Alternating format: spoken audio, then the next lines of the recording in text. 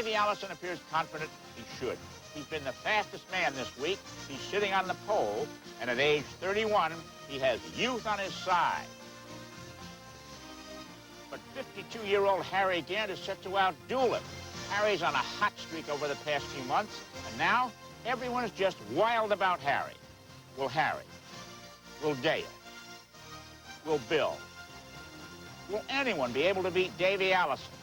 Only time, 400 miles, will tell.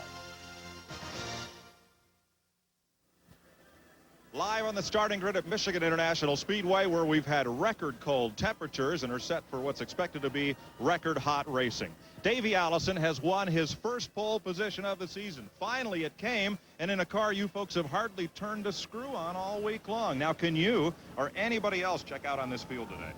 Well, Mike, this car is awful good. It ran good in practice yesterday, and we really feel like that we've got a good shot at winning the race, but I don't know about running off and hiding from the rest of the field. It's always been a tough thing to do here, where they run 3 and 4 abreast. Now, let's go way, way back on the grid to Chris Economaki. You're looking at the national champion, Dale Earnhardt, starting back in 22nd position. Dale, no one has ever won this race from further back than 9th place. Can you pull it off today? Well, we've done some things like that in our career, but, you know, we had a bad qualifying run, but we got to running as good as anybody else. We was running with Davey and Mark and them out in practice yesterday. Feel our chances are good. We just got to work hard to stay out of trouble and try to work our way up. Good luck to you. Now, let's go topside to our CBS broadcast colleague, Ken Squire. Every seat is sold. They stopped putting cars in the infield at 9:30 this morning. Hello, everyone. Ken Squire here, getting ready to watch 41 stock car drivers, the world's best, battle for $793,000 on this Father's Day, a day here in Michigan that's just about perfect for football. They say the temperature is going to break into the low 60s before the day is over. But you don't need to stimulate the heat in that battle in the point standings in Winston Cup racing. Take a look. Davey Allison stays on top, but Dale Earnhardt has fallen to 5th. In fact, 11 of the top 15 positions since last Sunday have been switched around. And the manufacturer's battle, Ned Jarrett, is just as intense. Yes, it is, Ken, and completely reversed from a year ago when we came here after the first 13 races. General Motors had dominated up to that time, winning 11 of the first 13 races, Ford only winning 2. Chevrolet got 8 of them, Pontiac 2, and Oldsmobile 1. But this year, it has been Fords. They won the first 9. Then Chevrolet won, then an Oldsmobile won, and then another Chevrolet. But last week, Ford came back with vengeance at Pocono, Pennsylvania, took the first 3 positions, and I'll tell you, they're going to be tough to beat here today. In qualifying, they've maintained the first 4 positions. But this is a real good racetrack to race on. It's wide, speeds are very high here, and there's good reason for those speeds to be up. Neil Bonnet took a look at that earlier this morning. This is such a big, wide racetrack. You can put 5 cars abreast. As you see down at the start-finish line, there's 5 cars sitting across that particular area. And during the course of this race, it's not uncommon to see them coming through there at 170 miles an hour. The area I'm standing in is the old shutdown area, where the driver started rolling out of the throttle, getting ready to enter this corner. But there's been a lot of changes since we were at this racetrack last. The back of these cars have had a great big rear spoiler added. A more height to it, more square inches, really nailed the back of the cars down. There's been one other great big change that's made a difference in speeds. This is the old bias tire that we used to run here all the time. It's real soft, flexible, moves around a lot. And then they came with this new radial. This thing is hard as a rock. Sidewalls don't flex very much. In turn, it gives you a lot more speed entering the corner. This is the old shutdown area like I was telling you about. If you'll look about 200 more yards down the racetrack, that area there is where you start rolling out of the throttle now. These tires and this spoiler have added a lot of speed, but it's added a lot more danger entering that corner. It's a lot trickier getting in there. The drivers are really going to have to be on their toes entering these corners. Let's go back up to Ken. 41 of them ready to toe the mark. Mash those throttles up to 190 miles per hour. It's the midpoint of the season, and you're going to see it live on CBS. The Michigan 400's coming your way on this Father's Day. Ford Trucks, the best never rest. People used to go out on Saturday night and leave their truck at home. Times have changed. Our 92 full-size pickup is still built Ford tough, but we designed it to be more stylish outside, more comfortable inside. Now, if anything gets left at home, it'll probably be their car. More people are driving the best-built, best-selling American trucks than ever before. Last year, Davey Allison added something new to his car. It wasn't wider tires or a slicker shape. It was the same Haviland Formula 3 motor oil you can buy, straight off the shelf, to add more life to your car with complete protection against heat stress, starting friction, and engine dirt. Now, we're not saying it was Haviland Formula 3 that gave Davey the energy to lead more major NASCAR races than anyone last year and win this year's Daytona 500. But we're not saying it wasn't. I think they'll have shampoo there. Might not have Head and Shoulders. We're only going to be gone a week. Right, a week. Head and Shoulders helps take care of the condition that causes flakes every day, because you never know. You know? Head and Shoulders, because you never get a second chance to make a first impression. If you don't like the looks of your car, shoot it with Son of a Gun from STP. Shoot the dash, seats, tires, and roof. Son of a Gun protecting. Man, what a difference.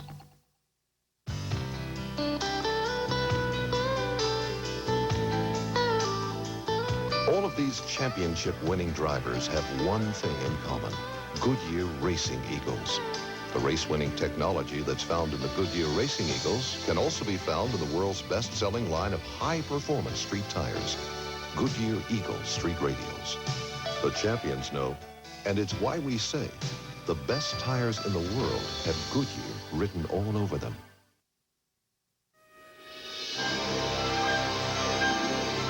This CBS Sports Special, the Michigan 400, is sponsored by Ford and your Ford dealer. Have you driven a Ford lately? Goodyear, #1 in tires. And by Smooth Busch Beer and easy drinking Busch Light.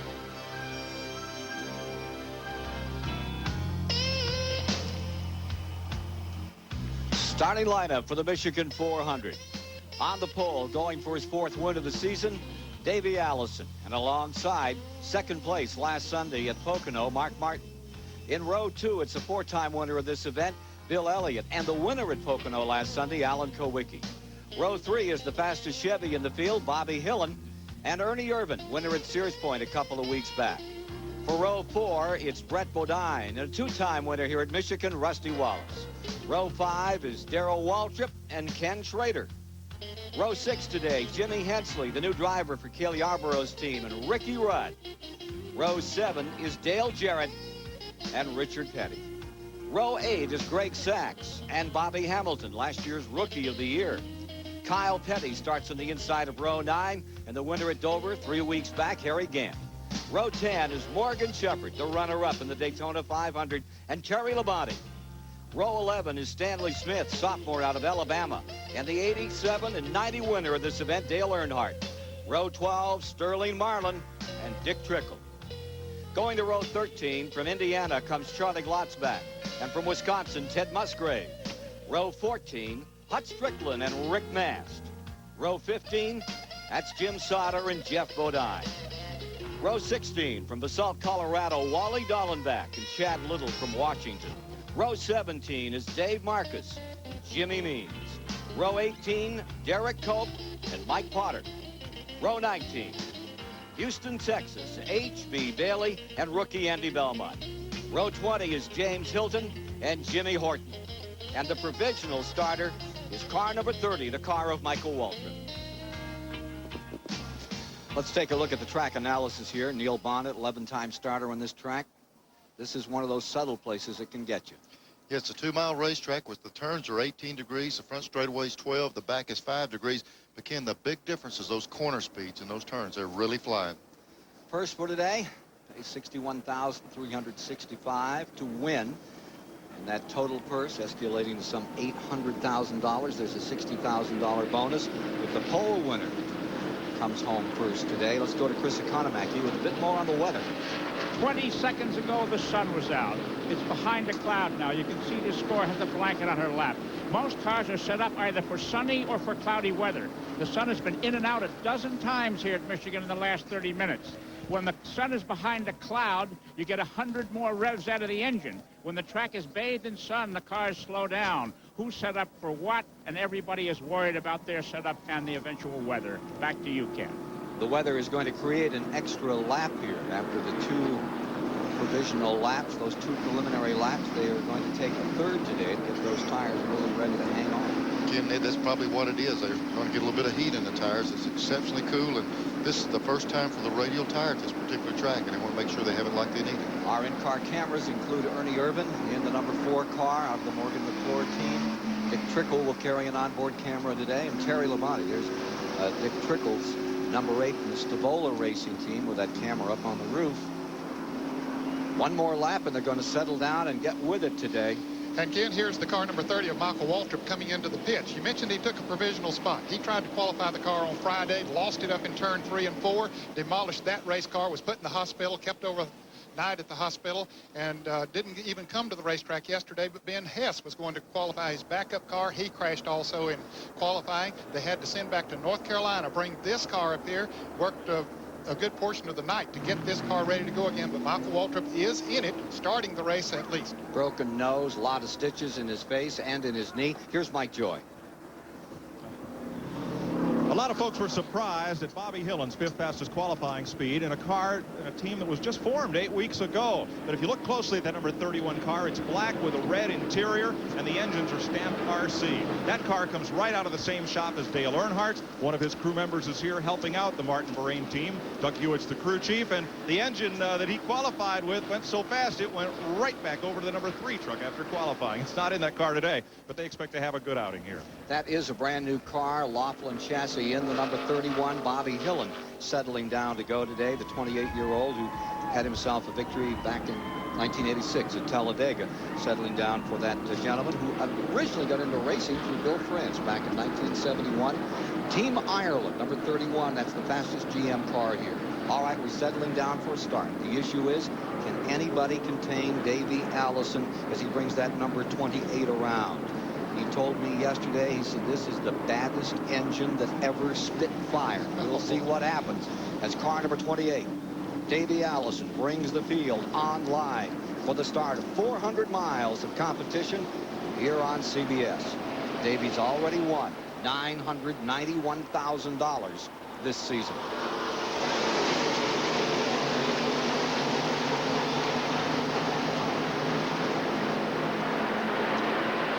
Break into turn number 1. Allison with that high line. Mark Martin trying to sneak along the inside. Makes it a 2-car Ford battle as they come out of 2 and head for speed. Here's Kowicki ducking to the inside. He wants to pass. He picked up the draft. He might get the lead going into turn 3. 3 wide as they go to turn 3 with Alan Kowicki, winner last week at Pocono, Pennsylvania, going up on top. Here they come out of 4 to complete the first lap. Coming down out of there about 190 miles per hour. It will be Alan Kowicki to lead the first lap. Well, I'm sure that surprised some people. He ducked out from back there in his third starting position. Then I think the big surprise is in practice, nobody saw when he went past Davey Allison. And for Allen to do it in the draft early like that, it shows a chance for somebody to race with Davey early. Back straightaway. It's Kowicki first, Davey Allison in second. Ernie Irvin trying to mix it up out there. He takes the GM car up into 3rd spot. Maintaining 4th is Mark Martin, 5th is Rusty Wallace. Earnhardt from 20th position on the charts, trying to sort himself out. Here he goes, moving under Terry Labonte in the number 94. Labonte has been Mr. Consistency so far this year in 6th place in the point standings. Down the inside, Davey Allison on the charge, going to turn 1. It's Kowicki on the high side, taking it back, and here comes Ernie Irvin on the rim ride. Irvin in the yellow number 4. Oh, it's sideways. Gets it? No, he does not. He's in the wall, hard. He stays up on the outside, and it looks like everybody will get back him, but a tough break there for Ernie Irvin. And several cars spinning back around him, saw him up against the wall, and Harry Gant went down the apron, a couple more cars. Terry Labonte spun down there. Harry Gant, the 22 car, also involved. Sterling Marlin spinning. Back to the line they come with Alan Kowicki in front. While the number 7 car leads that lap back to the stripe. That was lap 3 complete. But the story of the moment is Ernie Irvin, who had himself a 2nd place here a few years ago. Has himself a piece of the concrete. The Modesto, California campaigner who qualified 6th had moved into 3rd spot and was on the challenge when they got in trouble. Well, I'm sure they'll make some repairs on that Chevrolet Ken and get him back out and run as many laps as he possibly can for points, but he's not going to be competitive. No, but Ned, you'll have to agree he did one heck of a job of keeping. He could have took out probably 10 or 12 cars with him, but he kept it right up on the wall once they got hung up. Watch here as you ride with Ernie Irvin in number 4. Getting on the outside, going in there outside of Davey. It's up in the higher groove. Did they touch a little bit, he and Davey, maybe? They did right there. He makes one correction and gets it back. Looks like they get together. Now it's going to go the other way. Yeah. Yeah, almost got it back, and then it whips back around to the right. That's the one he got away from. But right there, when he held it on the wall, he saved a lot of other race cars at that time. Here it is again. See the back end getting loose. And one tendency of these radial tires, Neil, is that if you try to overcorrect it, it'll shoot you straight into the wall. That's exactly what happened to Michael Waltrip in qualifying. So he didn't overcorrect there, but he did correct it just enough to get it out on the wall, and as you said, keep it there. Pressure get taken off that spoiler? Well, it's just a case where he's just trying to correct. There he is getting out of his car. Ernie's in the garage, but from Terry Labonte's viewpoint, in the number 94, let's watch it here. Well, the first thing he saw was the smoke up ahead, and then all of a sudden he gets bumped from behind and turns around the wrong way. Heard the back end of his car back in the inside wall. And he has some severe damage on the back of car number 94. It is crunched on the right-hand side. Number 94 is pitting, dragging the bumper at this time. Yeah, you can see him bringing it through the grass back out onto the racetrack, as most of the other cars have gone by, but he was able to drive it around, catch up to the pack, and is in the pits right now. Listen to this.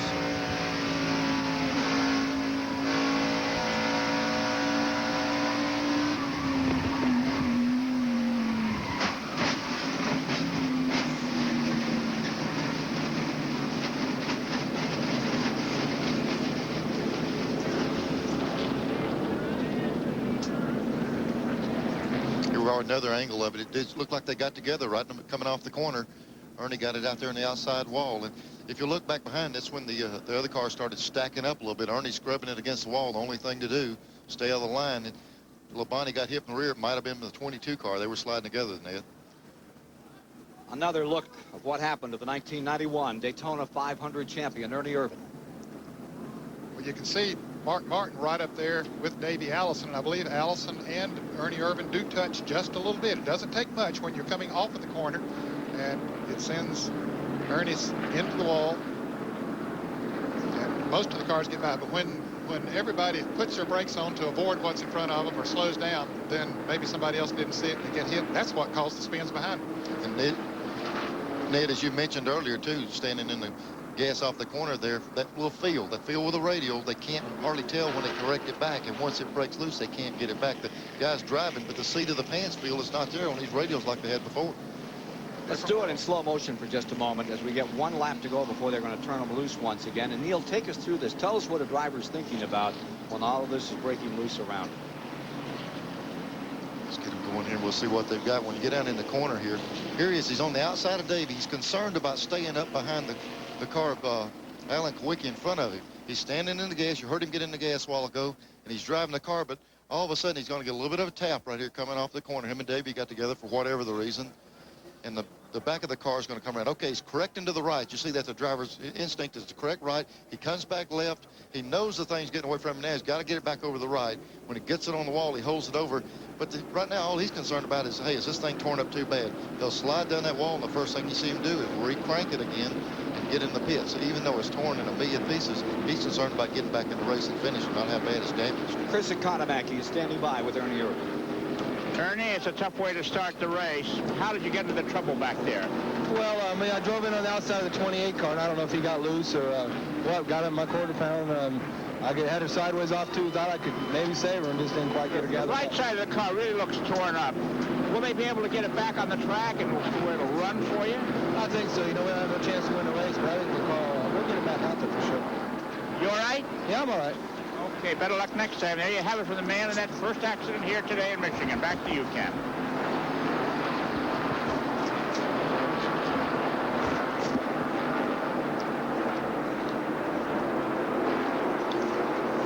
Going down for a restart with 5 laps complete. At the stripe, Alan Kowicki brings them across. Call that 6. Clock goes up a lap. 6 laps complete. They only had 1 caution in the entire 400 last year.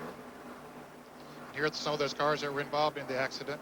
Harry Gant and Terry Labonte. Gant was one of the fastest cars in practice yesterday afternoon. He really felt he had a good race car for today, but I'm sure that the damage that's been done to his car is going to affect his performance. Well, the one that's really damaged is the 94. That's badly torn up on the tail section right rear.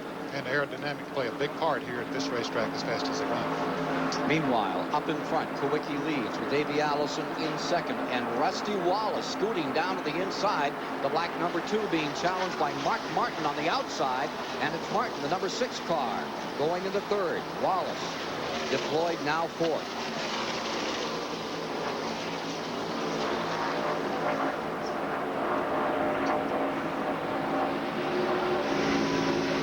Inside Terry Labonte's car as he works with Michael Waltrip.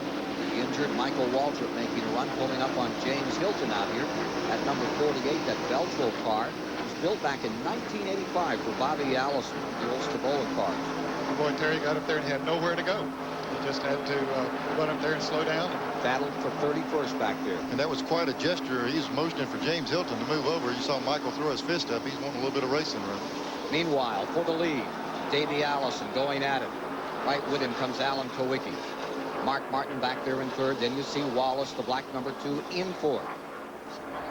Working lap number 9 at the present time with Kowicki trying to make it 2 in a row after that brilliant victory last Sunday on the 2.5 mile at Pocono, Pennsylvania. Greenfield, Wisconsin. Alan Kowicki being challenged on the inside. Here comes Davey Allison, who says this car, ooh, they almost touch again in fourth. Now, Allen's car seems to be going a little bit high in the turns. I don't know if it's pushing or what, making it right up in the turns. Of course, he is able to get a good run off the turns. Ned, what I was concerned about was looking at Davey Allison's car. The right front tire is solid yellow where it got into the 4 car, and it's easy to bend that front suspension up, and I was kind of concerned to see if his car was as good as it was when the race started. Notice back there in pit spot is number 11, Bill Elliott. Meanwhile, watch Earnhardt in the number 3 as he continues his charge, moving up through the field. Well, he's got a couple of pennies to deal with there now. That's Richard in front and Kyle on the outside. And here comes Morgan Shepherd making it 3 abreast going into the turn. Can they make it? Kyle backs off. That was a smart thing to do. Shepherd might get the position, but Kyle Petty didn't want to be on that outside going into that turn 3 wide. Battle for 13th right here. Boy, that's what's so good about this racetrack. These drivers can get here and really take charge and run their race cars anywhere they want to. Notice that Richard Petty comes up into 12th position. Good qualifying spot for today's race. Right now, the number 43 looking strong. So we've completed 10 laps. 10 are down. Meanwhile, in front, Kowicki stays there. Martin now goes to second, and Davey Allison into third. Mr. Wallace is fourth. 5th place is Bill Elliott. Right behind him comes Brent Bodine in 6th. Ricky Rudd is in 7th. Waltrip to 8. Ken Schrader running 9th. And it's Bobby Hillen, who started in 5th position in that Chevrolet back now once to 10th position. He's dropped back 5. CBS Sports coverage of the Michigan 400 will continue after this message and a word from your local station.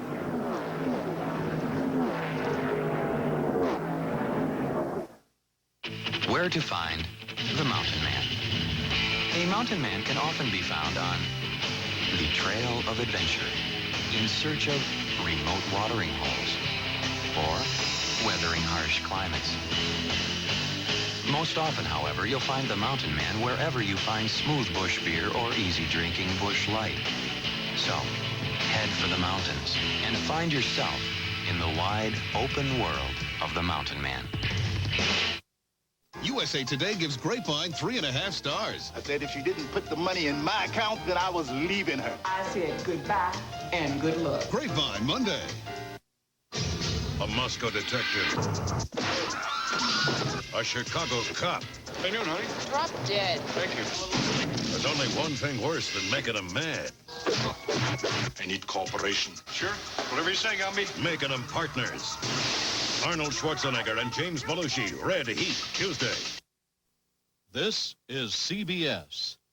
You didn't find us. Charlie's always bragging on his import. So I decided to point out a few features on my Ford Ranger that were, well, foreign to him. Here goes. You know, like the best gas mileage of any pickup.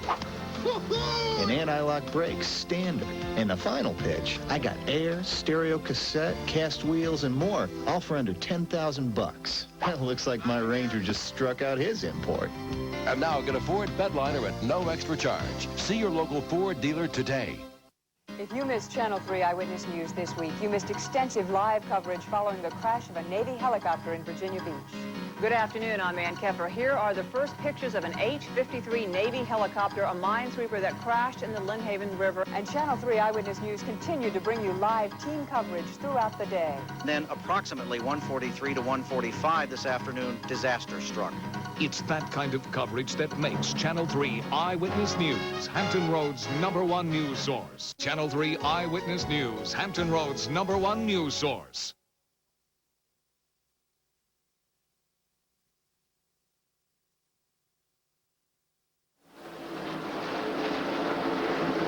Back with our live coverage here at Michigan International Speedway this afternoon, where we're working lap number 15. Alan Kowicki out in front. There you see Mark Martin.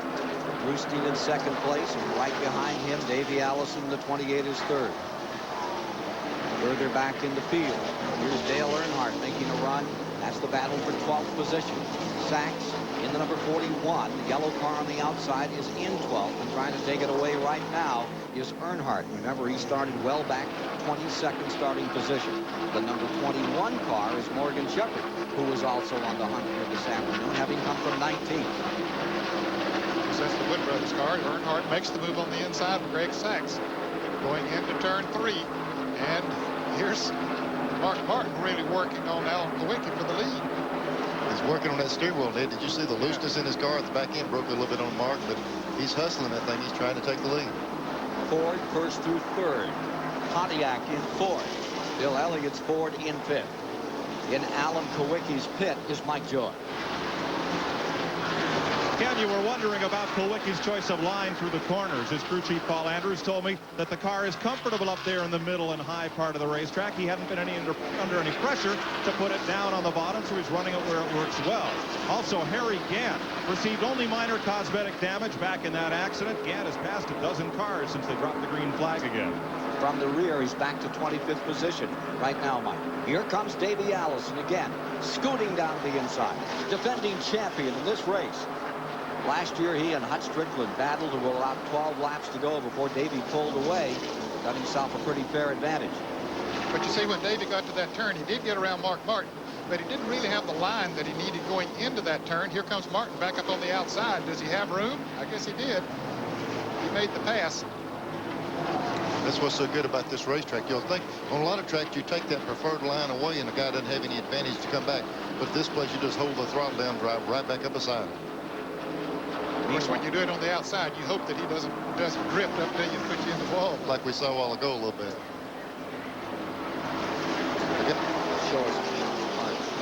Is Rusty Wallace. He ran good in practice yesterday. But also that car, he ran good at this racetrack. Penske's car owner owns this track right here, and he's really needing to run good at this particular race. Only GM car in the top 5 right now is Rusty Wallace. Those other 4 you see there on the screen are all Fords. He has been Mr. Unlucky all season long. Name any gremlin you can think of, and it's grabbed him at one time or another. Right now, Wallace is looking good, a former winner here. Now, Pontiac has not won this year. Best finish was Rusty finished second at North Wilkesboro earlier in the year.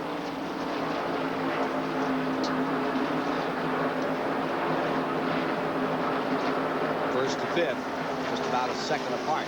Now there's Hut Strickland. What a move he's been making. Hut's coming back on today from 27th up to 16th. The best finish he's recording is right here on this track in the Bobby Allison car a year ago. Looking good right now.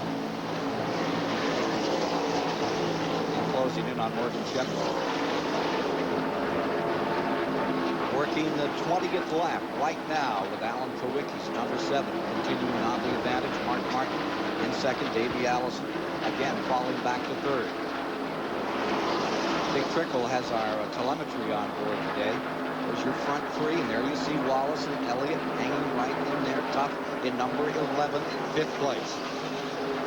And now Waldrop has taken over in 6th. Here's Dick Trickle's car number 8 in the Stavola racing team.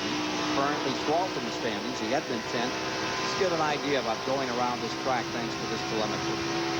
Well, you can see the RPMs picked up there to 8,300. And then, of course, as he goes through the turns, it backs off 6,200. So that's about a difference of 2,100. Neil, I wouldn't have thought that you'd lose that many RPMs in the turns. No, Ned, but he's off the pace just a little bit. He's not quite as quick as some of the other cars, and that's what they'll have to work on the pit stops. You don't want that much RPM drop in the corner here.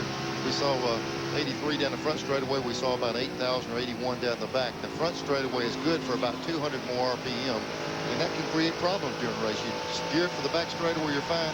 The front straightaway, you can blow the motors up, so you have to have a compromise. But looks like about 200 more RPM up the front straightaway. Here he comes again through this area. High 180 mile an hour range, 190, good numbers down through here. Got a draft off those cars in front of him and turn some numbers on that end. Running in 24th position now. There's the 15 car, the Bud Moore car, just directly in front of him.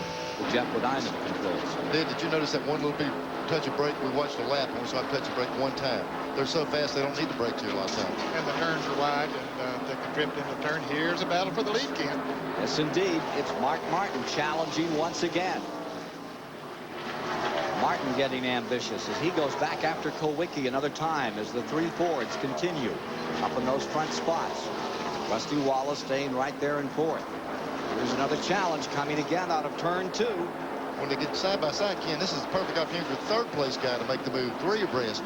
We saw it happen on the first lap, and it usually opens the door for somebody to do it again.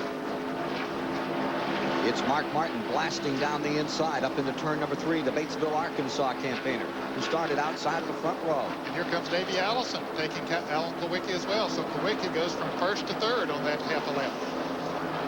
Mark Martin, who had a 3rd last week at Pocono in the 2.5 mile, looking stout at this moment. I tell you, somebody is glad to see them battle. Every time they do that, you see Rusty Wallace creep up into the picture. Just a little bit of shuffling in the front, he's able to close in on him. He's hoping for some side-by-side racing up in front. Opens up a lot of air up there when 2 cars are running side-by-side. And drafting definitely is effective here. Coming up on 24 laps complete as Mark Martin seeks his 2nd win of the season. Earlier, picked one off at Rockingham. There you see him up in front. Now it's Davey Allison sitting in the catbird seat. Those front 5 have drawn away from the rest of the field.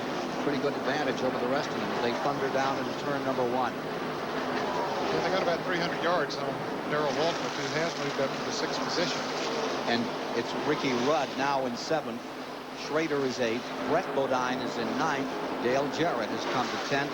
Earnhardt finds himself now in 11th.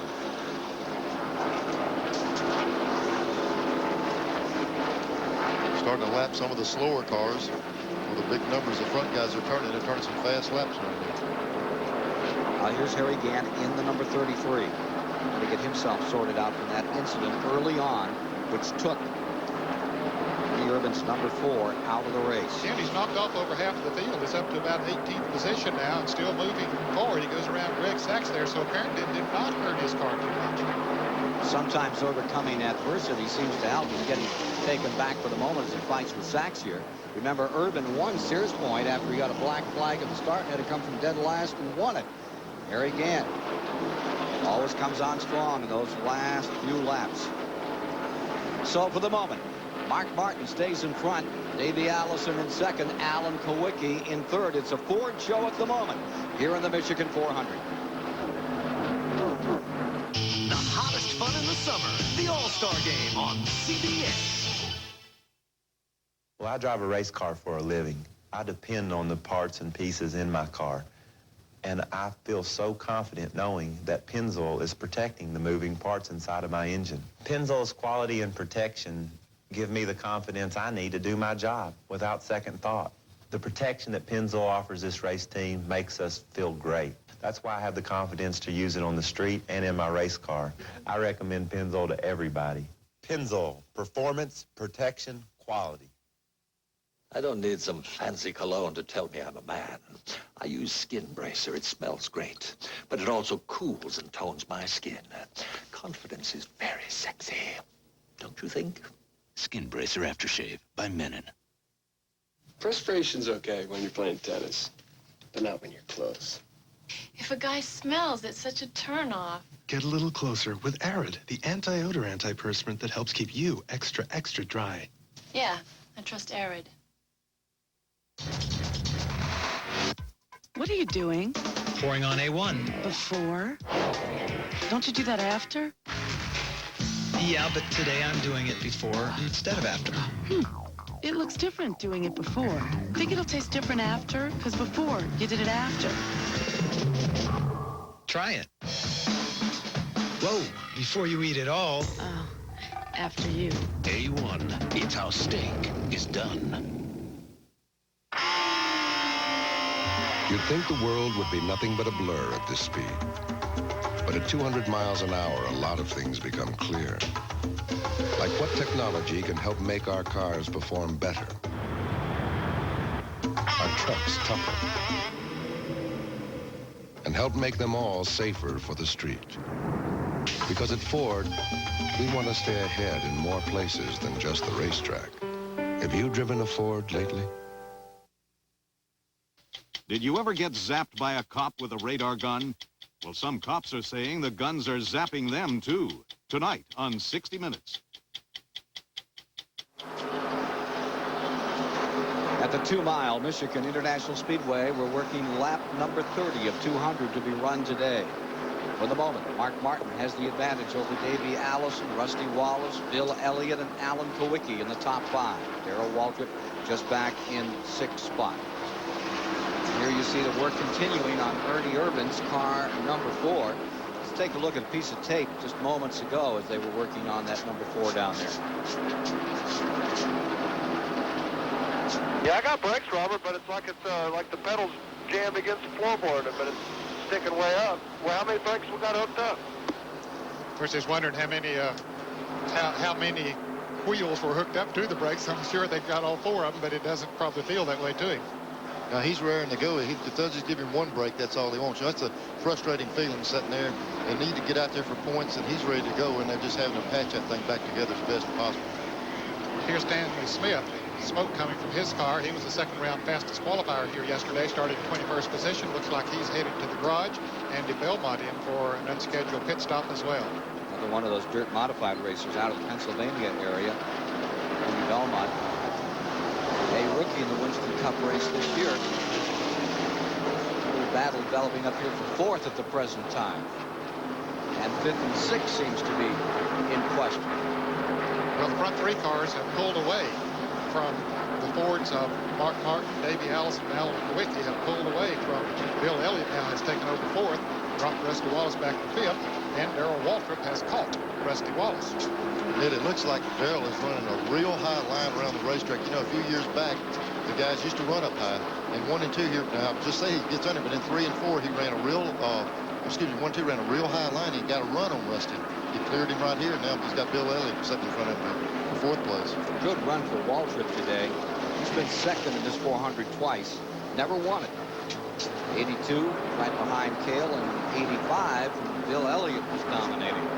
Here's Darrell Waltrip, the 17, moving away now from Rusty Wallace. That's that high line I was talking about. Everybody's running low in 1 and 2 and 3 and 4, and he runs high in 1 and 2, and then was able to get in the bottom also. But he's really getting a lot of momentum off the corner down the back straightaway. That battle is about 4 seconds behind the leaders. Mark Martin, Davey Allison, Alan Kowicki. Yeah, it probably won't take long for these scores to pass the word that Darrell's running a little bit higher, and then some of the other guys start to move in those positions. Yeah, the spotters will certainly take a look at that and notify their driver. And Davey Allison has taken over the lead going into turn 1 as we watch this battle. Let's go to Mike Joy. And that puts a smile on Larry McReynolds' face. He's Davy's crew chief. That little bump with Ernie Irvin doesn't seem to have hurt him at all. I really couldn't understand. That little bump didn't seem to have hurt him with Ernie. No, it really didn't. He said everything was okay. He didn't get hit in the wheel. Right now, we got a little bit of a push from the center out. We got a pit in about 10 laps. We're probably going to take a turnabout out. See what happens. There's an awful lot of strong cars out there today, Joe. The sun comes and goes. How's that going to change his race car? Well, the temperature is really not changing, so I don't know if it really is going to affect it. You know, the car seems to have the same characteristics it did yesterday, real overcast, so I can't say it's going to play a big part unless the temperature really goes up or goes down. So they're playing a pat hand. There's Ernie Irvan coming back on the track after 23 minutes, 42 seconds on pit road. Ernie Irvan pulls back out after that problem up in turn number 2. I'll tell you what's unique after going out it like that, Ken. You go out and the guys will say, oh, just go out there and ride slow and get points. But that thing was torn all to pieces. He'll be riding slow at about 150 miles an hour to stay on the racetrack up to speed. He's not up to speed yet, but he'll feel it out. And if it gets to feel like he's capable, he'll step the pace on up on its own. Important for him, he stays 10th in points as he came into today's race. The question is, can he stay there when this one's over? It's going to be tough unless there's a high attrition with the points so close among those top 15. Take a look at number 4, badly beaten up. Let's listen to Ernie Irvan as he first came back out on the track communicating to Tony Glover and company. Yeah, I don't really think that'll matter much right now. Probably not, but it's my job to tell you that. Yeah, I know. I think he just got a call from his spotter saying the leaders were coming by. And the leaders are coming by on past him, and they always do that. They tell you when the leaders are coming up where you know to give everybody room. And I think he told him, he said, that's my job to tell him. He probably wondered why he was telling him so many laps down. 31 laps down, the distance back that car number 4 is. Let's take a look at a running order to give you an idea of where your favorite is in the field, as it continues to be Davey Allison, last year's winner, out in front with Kowicki right there and Mark Martin in the top 3. Looking further back through the field, see Brett Bodine, Kyle Petty now finds himself up in that 12th spot, and Earnhardt has come into 11th. Harry Gantz making a great run here, Ned. Yeah, he's running right on the back bumper of Kyle Petty. In fact, he's moving under him going into turn 3. You can see Jeff Bodine back in the field there. Richard Petty's dropped back to 22nd. He was up there in the top 15 for a while. Terry Labonte's still back there. We mentioned that a lot of damage to his car in that wreck, so it's keeping him back there. Sterling Marlin also had a good bit of damage in the wreck. If you're just joining us, one caution early in the going when Ernie Irvan got one stuffed in the wall in turn number 2. He was in for 31 laps for repairs. Thus far, it's been the only caution on the day as they worked the 38 of 200 laps. We just heard Larry McReynolds say it wouldn't be long before they had to pit for fuel. We're going to see a little bit straighter hand on the fuel now. As I walked by the NASCAR trailer this week, Ned, I know you saw them also. There were several fuel cells sitting on the ground with all the bladders out of it and everything. So they're really checking these things. And I think you're going to see these guys not be able to stretch the mileage as far as they have in the past. They're really policing that area. They're checking them very, very closely, no doubt about it. In fact, they have a template now for the fuel cells. Dale Jarrett's number 18 is running in 10th, and the closing ground is the Earnhardt car right behind it. There's your leader, Davey Allison, staying in front here at the Michigan 400.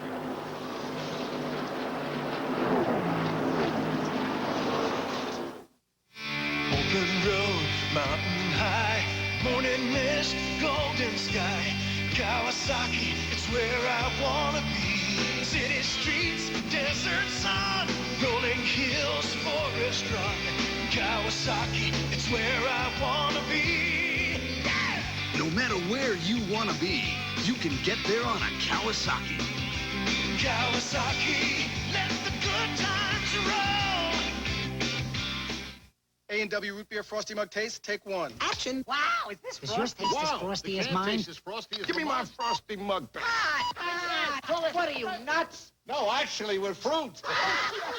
A&W, we've got that Frosty Mug taste. This summer, you can see America's favorite athlete in action just by going to your local store.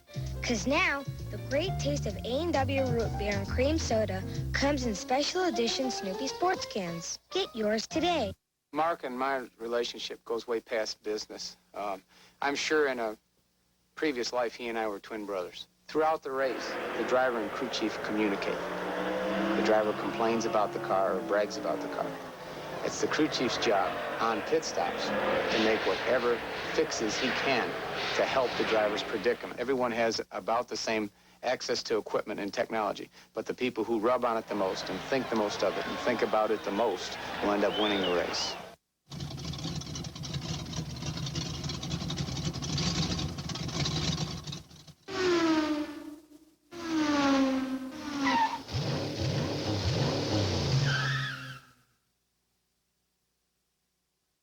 If you don't like the looks of your car, shoot it with Son of a Gun from STP. Shoot the dash, seats, tires, and roof.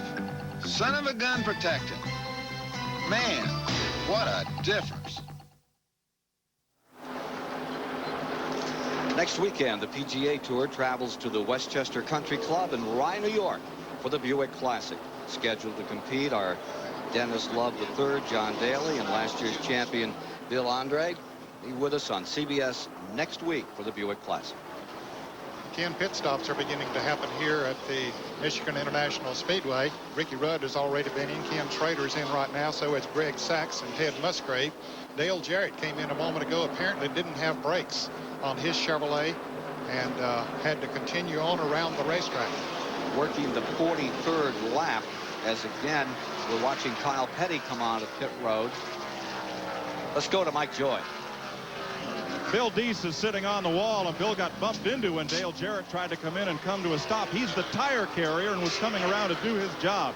He's a little bit shaken. Gary Nelson of NASCAR talking to him now, wants him to go to the care center and get checked out, but he's shaken but stirred. He's okay. From the Stanley Smith crew. Leader is on pit road. Davey Allison eases car number 28 in. This, as the field works, lap 44. Davey Allison on pit road, giving Alan Kowicki first, Mark Martin second, and Darrell Waltrip third. And coming in very slowly is Dale Jarrett, trying to get the Joe Gibbs car flowed, and he's taking extra time. There's Davey Allison's number 28, the leader on pit road. While this is happening, the 94 car went behind the wall. He blew going down the back straightaway, Terry Labonte.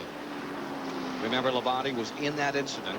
He spun. He wasn't in it, but he spun to avoid the incident over in turn 2 at the outset of the event. He has just gone back behind the wall, the engine expiring. Well, there's Dale Jarrett finally creeping into his pits. He came into his pits at a normal speed. Ricky Rudd was pitting right in front of him, and he saw that he wasn't going to get stopped. So it was either run over 2 or 3 men right directly in front of him, pin them into Ricky Rudd's car, or either make a sharp right. He hit the tire carrier, and fortunately he's apparently okay. But it was a good quick move on his part there to maybe keep from causing a very major situation. Earnhardt is on pit road. Rusty Wallace. Here's Mike Joy. Mark Martin getting service from Steve Emilio's crew. Tony Martin with the car in the air. Chris Hussey and Jerry Kenner, rather Steve Emilio doing the tires. Dwayne Wood hasn't fueled, and he's away. You know, Mike, one thing that's interesting, we're only seeing them change 2 tires down there today. They're just doing the right side tires. Normally, they'll change 4 tires when they come in, Neil. That must be a compliment to the radios. They're having good mileage with them, and they're real fast even after they get miles on them. Alan Kowicki, who had inherited first place, now on pit road in car number 7. At lap 45, here is Kowicki. Last week's winner at Pocono on pit road. They say there's a smashed windshield on Dale Jarrett's car. Well, that tire could have flown up there and hit it when he hit the tire carrier. There was a lot of commotion there when it happened. I just happened to be looking straight at it, and it was about to be a very, very serious situation. 14 and 2/10 seconds pit stop for fuel and 2 tires on Alan Kowicki as he comes back on the track. There comes Darrell Waltrip in, and he had really been gaining, Nate, as you mentioned. He's really pulling up on the leaders. He had the fastest car on the track before this set of stops. Yeah, I don't think there's any question to what he was the fastest man out there. And was the leader after Kowicki had come on pit road. So he got himself 5 bonus points for leading a lap. Remember, that speed limit on pit road today is 55 miles an hour. 70 last week up at Pocono, right? Yeah, I think so. If we ever see one we needed, it's just like what happened. Containing that, keeping that speed down. When there is a problem, even though the guy was bumped with the tires, it's not real serious. You come in there 120 miles an hour, you're going to hurt somebody. In his 18th Michigan 400, here's Waltrip coming back on the track. And Elliott may have run it a little lean. Yep, I think he stayed out there too long. He had taken the lead in the Junior Johnson car, but he might have stretched it a little too far to get those 5 bonus points. Now, this team normally gets as good or better than gas mileage than anyone, but maybe not here today. Boy, of all places to run out, he ran out on the back straightaway, and he's going so slow, he's going to lose a lot of time here. 4-time 400 winner. Yeah, he can't even keep up the 55-mile-an-hour speed limit coming down through there. Harry Gant now gets those 5 bonus points for leading. Car number 33 jumps into the advantage, and there's Mr. Economy run. Yeah, if anybody exceeds Elliott gas mileage, it's Harry Gant. Of course, he won at Dover as a result of good gas mileage. And remember, he's come all the way from the rear in this one. The amazing 52-year-old Harry Gant. I tell you, Leo Jackson and their group that build the motors for that car, they're known for a lot of power, and I guess they're getting to be the champs of fuel mileage also. Car number 11 came in, got fuel, and then wouldn't crank for a moment. Now it's fired and it's going back out. Here's your leader, 33, Harry Gant, for the moment, has this race. We believe the 28 is now being shown. There's a second-place car, Davey Allison. As we watch Elliott go out there, what really hurts one of these motors is the way they have to re-crank it with that is put ether in it, just like in a diesel engine. And when they put that ether with the kind of compression these motors have, sometimes they damage the motors. The engine guy hates to see you get that can of ether out, and they had to do it to crank that car. Remember that Gant was involved in that incident at lap 5, so he was on pit road and they topped the tank. Coming in now. Here he comes in now. Dave Marcus also pitting just in front of him. So that's a good point, Ken. It did allow him to run those few extra laps and could have possibly caught a caution. He didn't in this case, but there's always that possibility. Working lap 50 of 200 at the present time as Gant comes in. He had been the leader.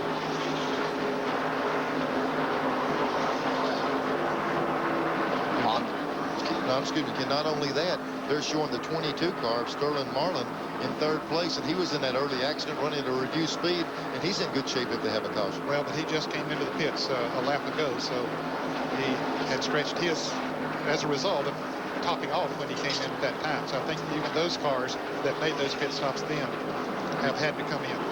New Jersey's great dirt modified driver, Jimmy Horton, just pitted and came back out. Now here comes Gant back onto the track as Davey Allison in first place. Let's go to Chris Economaki with the new pit rules. Well, you know, the double nickel, the 55-mile-an-hour speed limit on pit road isn't all the regulations that have to be observed by pitmen. Here's NASCAR's chart. If the front end gets over the box, you must back up before any work is done or a one-lap penalty. If the right front tire is outside the box, you must back up before any work is done or incur a one-lap penalty. Going in this way, there's no penalty.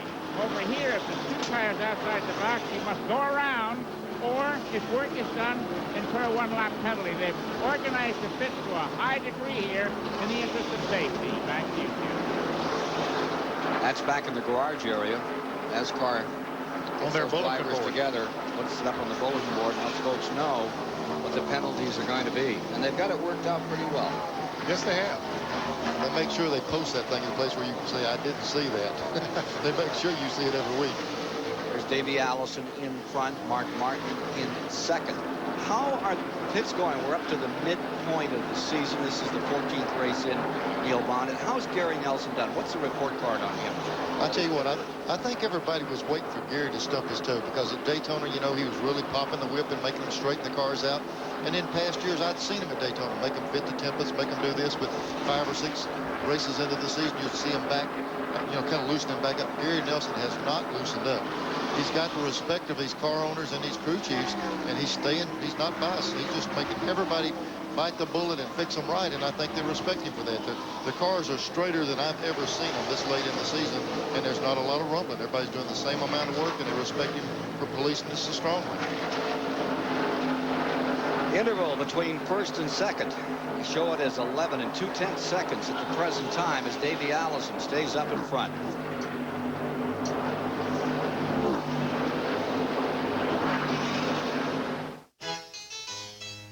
All 2-seaters are temperamental, demanding, expensive.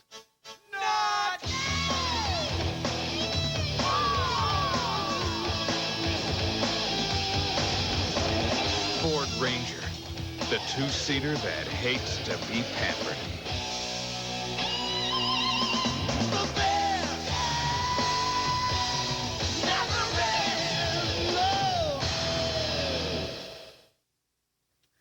I can't believe I won! I can't believe I won! We can't believe we won! Give us a break. In the Coors Light Talking Can Sweepstakes, there's not just one grand prize, but thousands of great music prizes. And there's still time to win, because hidden inside 12 packs are talking cans that actually tell you you've won. You win! Hey, I would have opened it anyway. Coors Light Talking Can Sweepstakes. Just open, listen, and win. You win! Little Caesars presents Shake Your Caesar. 2 pizzas, crazy bread, and a mix-it-yourself Caesar salad. Just to shake things up.